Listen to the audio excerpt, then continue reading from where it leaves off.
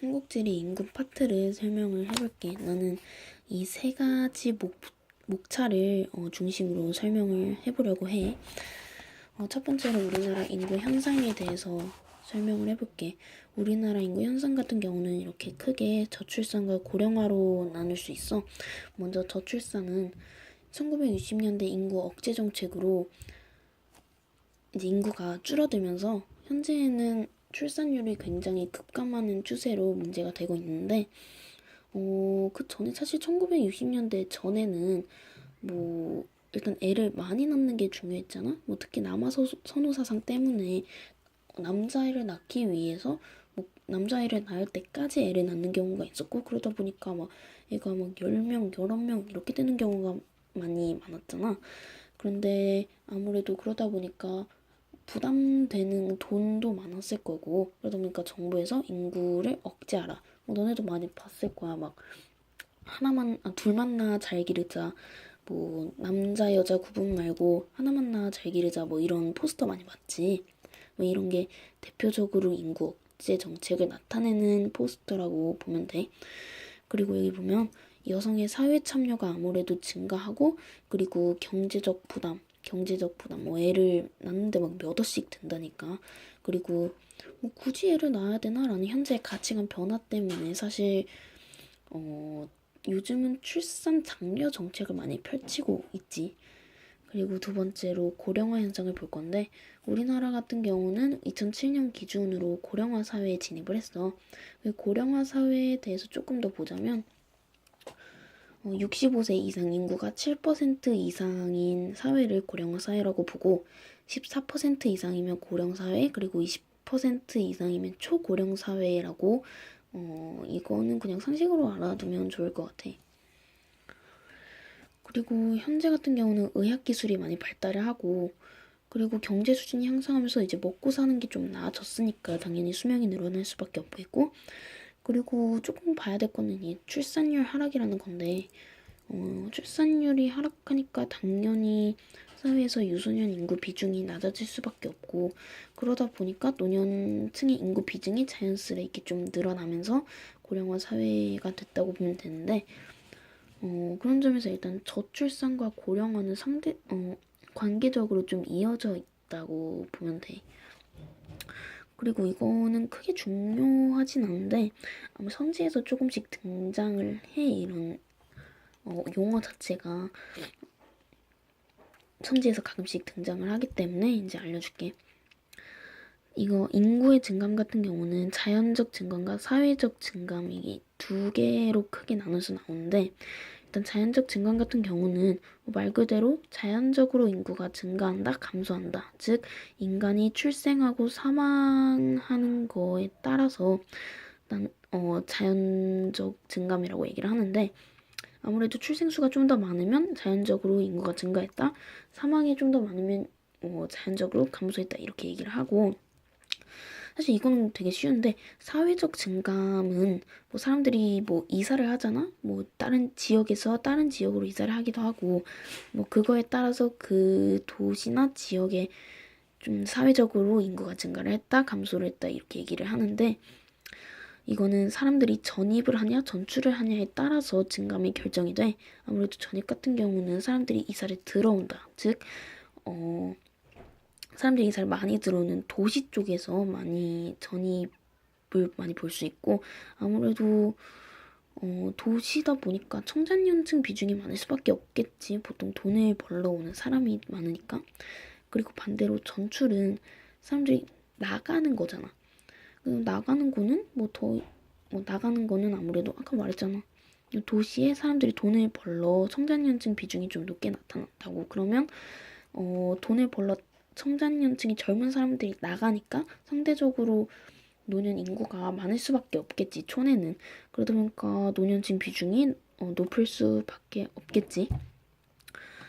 그리고 그리고 인구 부양비를 설명을 해줄 건데, 사실 여기 파트가 인구 파트 중에서 좀 가장 중요하고 좀 복잡한 문제로 많이 나와. 한국지리 전체에서 올킬 문제로 나오기도 하기 때문에 되게 잘 봐야 되는 문제야. 좀 어려워. 먼저 여기 유소년 부양비, 노년인구 부양비, 총인구 부양비라는 용어에 대해서 조금 보자면 사실 유소년 부양비는 말 그대로 아기 키울 때 드는 돈? 뭐 이런 걸 얘기하는 거고 노년인구 부양비는 이제 좀 나이 드신 분들을 이제 좀 부양하는 데 필요한 돈? 이런 걸 얘기하는 거고 그리고 이 두 개를 합친 거를 총인구 부양비라고 얘기를 해. 이게 계산 문제도 가끔씩 나오기 때문에 이런 공식들을 잘 알아놔야 돼. 뭐 유소년 부양비는 청장년층 분의 유소년 곱하기 100, 뭐 노년인구 부양비는 청장년층 분의 노인 곱하기 100, 총인구 부양비는 청소년 분의 유소년층 플러스 노년층 곱하기 100이라고 알아두면 되는데 아무래도 애기들이 많으면 당연히 애기들 키우는데 돈이 많이 들어갈 수밖에 없겠지. 그래서 유소년 부양비는 유소년 비중에 비례한 편이고 마찬가지로 노년이 많다 보면 노년층을 부양하는데도 굉장히 많이 이제 돈이 들어가겠지. 그래서 이것도 노년 비중에 비례한다고 볼 수 있고 이거는 이게 조금 중요한데 총인구 부양비 같은 경우는 당연히 이제 유소년층과 노년층이 많을수록 뭐 당연히 값이 많아지겠지. 근데 그 반대로 청장년층이 적어지면 그 상대적으로 이거 당연히 이게 비중으로 따지다는 거 보니까 비중은 100%잖아. 근데 유소년층이 많아지면 청장년층이 상대적으로 감소할 수밖에 없고 그러면 총인구 부양비가 늘어나겠지. 근데 반대로 유소년층이 좀 줄어든다. 그러면 청장년층이 상대적으로 좀 많아지게 될 거고 그러면 총인구 부양비가 뭐 낮아질 수밖에 없겠지. 그러니까 청장년층이 많으면 총 부양비가 상대적으로 낮아질 거고 그리고 청장년층이 좀 높으면 총 인구 부양비가 상대적으로 좀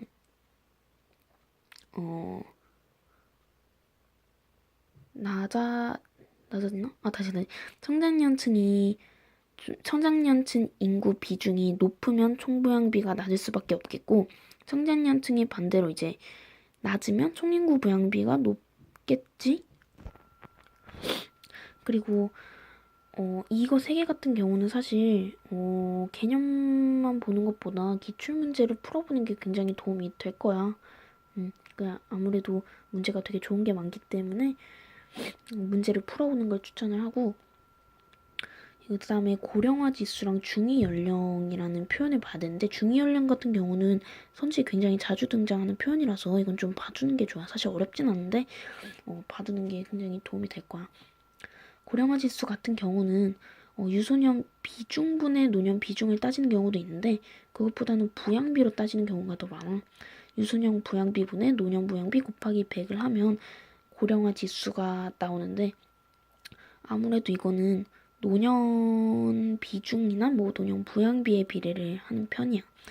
그리고 아까 얘기했던 중위 연령은 그 지역 사람들을 나이 순으로 쫙 정렬을 했을 때 제일 가운데 사람이 나이가 몇이냐 이렇게 생각을 하면 되는데 아무래도 좀 고령화 사회일수록 그러니까 나이 든 사람이 많을수록 당연히 중위 연령이 높을 수밖에 없겠지. 그러다 보니까 아무래도 시골 지역에서 좀 중위 연령이 좀 높은 편이야. 그리고 세 번째로 기타 인구 지표를 설명을 해볼 건데 첫 번째로 성비에 대해서 설명을 해볼 거야. 이게 성비라는 용어에 대해서 좀 보자면 여성 인구 100명당 남자 인구 수가 얼마냐라는 걸 물어보는 거거든. 아무래도 뭐 성비가 높다고 표현을 하면 여자 100명당 남자가 뭐 100명 이상이라는 걸 거고 성비가 낮다라고 보면 여자가 100명 있는데 남자가 100명보다 낮다 뭐 60, 70 이렇게 있으면 성비가 낮다라고 표현을 해. 그리고 외국인 현황 같은 경우는 우리나라에 있는 지금 외국인은 뭐 살려고 온 사람도 많겠지만 일단 크게 노동자랑 그리고 국제 결혼을 통해서 온 외국인을 크게 한국 지리에서는 보거든. 일단 노동자 같은 경우는 사실 도시가 많을 수밖에 없겠지, 농촌보다는. 아무래도 공장도 도시 쪽에 좀 더 몰려 있고, 도시 중에서도 특히 경기도 안산 쪽에 어, 되게 외국인들이 굉장히 노동을 많이 하러 와. 그리고 국제결혼 같은 경우는 사실 건수는 말했잖아. 도시가 굉장히 사람이 많겠지, 당연히 농촌보다. 그래서 건수는 사실 도시가 더 많은데 비율로 따지면 도시보다 농촌이 좀 아무래도 더 많을 수밖에 없어. 왜냐면 농촌 같은 경우는 사실 여자들이 많이 없잖아. 남자들은 있는데 여자들이 없다 보니까 아무래도 노총각들이 좀 더 상대적으로 많을 수밖에 없고, 뭐 여자가 없으니까 당연히 외국에서라도 뭐 사람을 들여와서 결혼을 할 수밖에 없는 상황이라서 아무래도 비율 보면은 좀 이따가 나중에 잠깐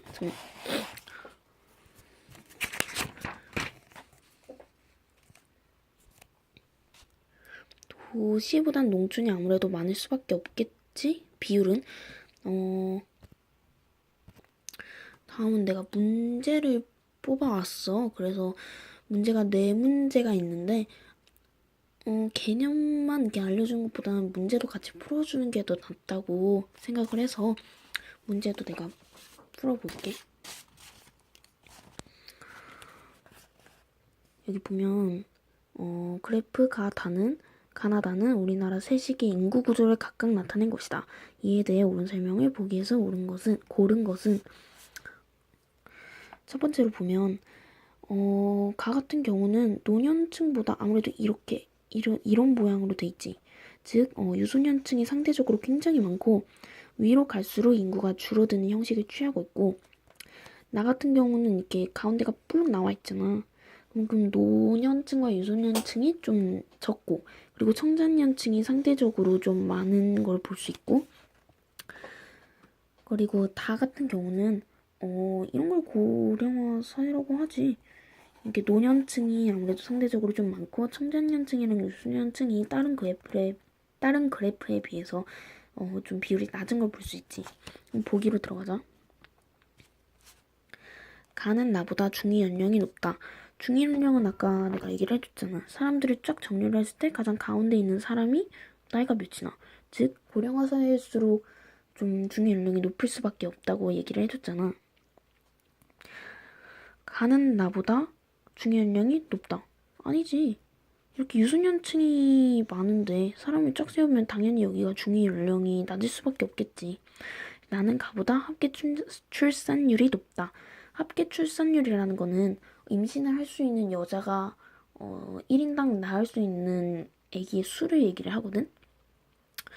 아무래도 여기 유소년층이 많다 보니까 당연히 나는 가보다 얘보다 유소년 비중이 훨씬 많잖아. 그러다 보니까 합계 출산율은 가가 더 높겠지. 아니고, 나는 다보다 총 부양비가 낮다. 총 부양비는 청장년층에 내가 반비례한다 그랬잖아. 즉 청장년층이 높으면 총부양비가 낮고 청장년층이 낮으면 총부양비가 높다고 얘기를 했잖아. 나는 다보다 청장년층이 높으니까 상대적으로 다보다는 총부양비가 낮을 수밖에 없겠지. 즉 맞는 얘기. 그리고 다는 나보다 노년 부양비가 높다. 노년 부양비는 노년의 비례를 한다 그랬잖아. 나보다 당연히 이게 딱 봐도 노년 인구 비중이 훨씬 높잖아. 즉 다는 나보다 노년 부양비가 높다. 맞는 얘기. 그래서 답은 5번이야. 3번으로 가면 여기서 또 보기에서 고르는 거네. 여기 청장년층의 비중이 나보다 아무래도 상대적으로 훨씬 높게 나타나잖아. 그지? 그리고 노년층을 보면 나가 가보다 훨씬 높은 비중을 차지를 하고 있고, 즉 상대적으로 여기는 도시 지역이라는 걸 알 수 있고 여기는 농촌 지역이라는 걸 알 수가 있어. 문제 볼게. 가는 나보다 총부양비가 낮다. 총부양비는 아까 내가 그랬잖아. 아까도 나왔지만 청장년층에 반비례한다. 즉, 이게 좀 높지. 청장년층 비중이 나보다 높으니까 상대적으로 총부양비가 나보다 낮겠지. 반비례 안 됐으니까. 맞는 얘기. 가는 나보다 노령화 지수가 높다. 노령화 지수 같은 경우는 아까 그랬잖아. 노년층에 비례한다고 얘기를 했잖아. 이게 딱 봐도 나가 노년층이 훨씬 비중이 높으니까 가는 나보다가 아니라 나는 가보다 노령화 지수가 높다고 얘기를 해야겠지. 틀린 얘기. 가는 나보다 유소년 부양비가 높다. 유소년이 여기 보면 이게 비중이 가가 좀 더 높지 나보다. 그러다 보니까 유소년층에 비례를 한댔잖아. 유소년 부양비는. 그래서 디귿도 맞는 얘기.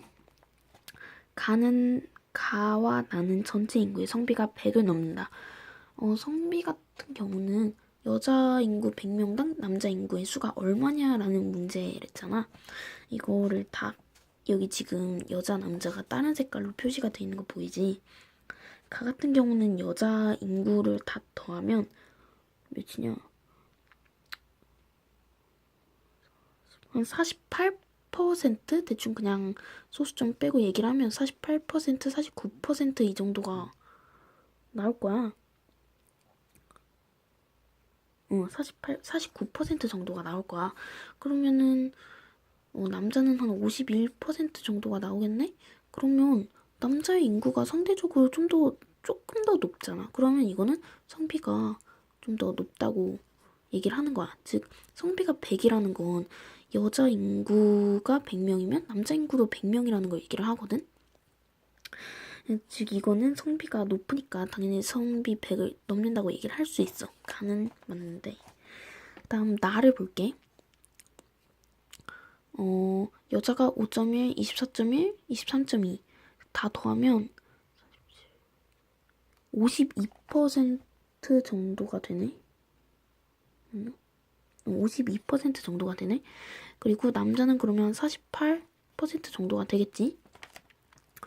여자가 52%인데 남자가 48%야. 상대적으로 남자가 조금 더 낮잖아. 즉, 여자가 많고 남자가 적다. 성비가 낮다라고 표현을 해. 그러면 성비가 100을 넘지 않는다는 소리겠지. 가는 맞지만 나는 틀린 얘기. 릴은 틀린 얘기. 답은 2번. 그리고 이 문제. 이 문제가 이게 지도를 주고 지도랑 그래프를 주고 그래프를 해석해서 지도에서 지역을 찾는 문제. 이게 좀 이렇게도 문제가 되게 응용이 돼서 나오거든. 여기 보면 성비가 이렇게 청장년층 비중에서 성비가 높다. 즉 여자에 비해서 남자가 훨씬 높게 지금 나타나고 있잖아. 그리고 노년층으로 갈수록 성비가 낮아진다. 즉 남자에 비해 여자 노년층이 굉장히 비중이 높다는 걸 지금 이 그래프에서는 알 수 있어. 일단 상대적으로 성비가 굉장히 높게 나오잖아. 결혼 딱 이게 결혼 정년기인데 상대적으로 성비가 굉장히 높게 나오잖아. 즉 여자가 없고 남자가 많다.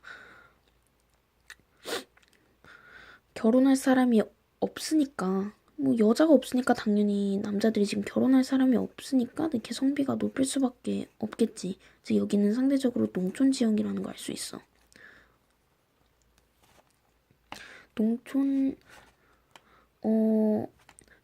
지역이고 이게 아무래도 결혼 정년기 때 성비가 높다 보니까 여자가 없으니까 국제 결혼 비율이 상대적으로 높을 수밖에 없겠지.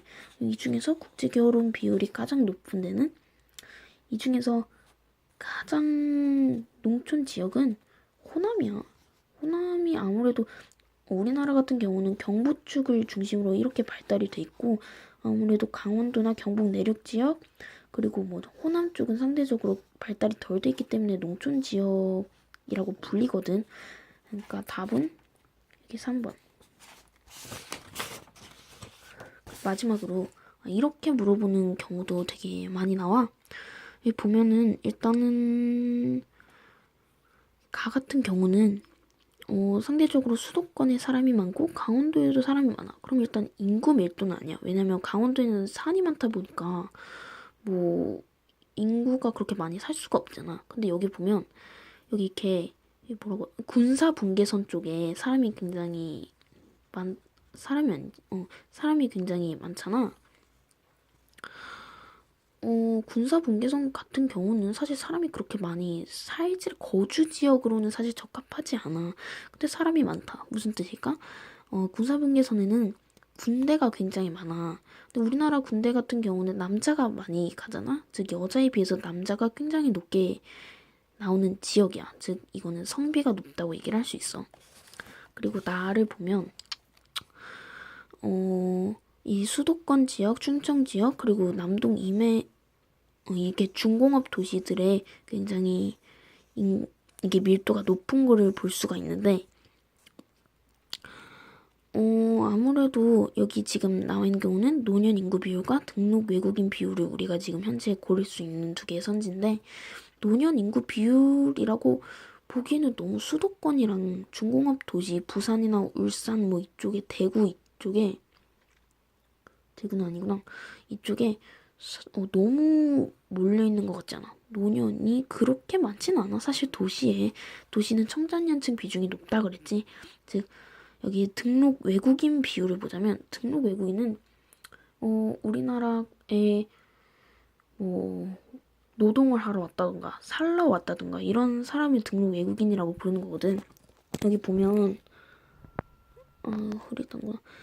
이쪽 지역이 경기도 안산이거든. 안산은 여기 굉장히 진한 걸 볼 수가 있지. 즉, 이쪽에 일단 경기도 안산 쪽에 굉장히 진하게 뭔가 나오면 이거는 무조건 외국인 현황이라고 보면 돼. 답은 2번. 답은 다 맞아. 내가 채점을 다 해봤어.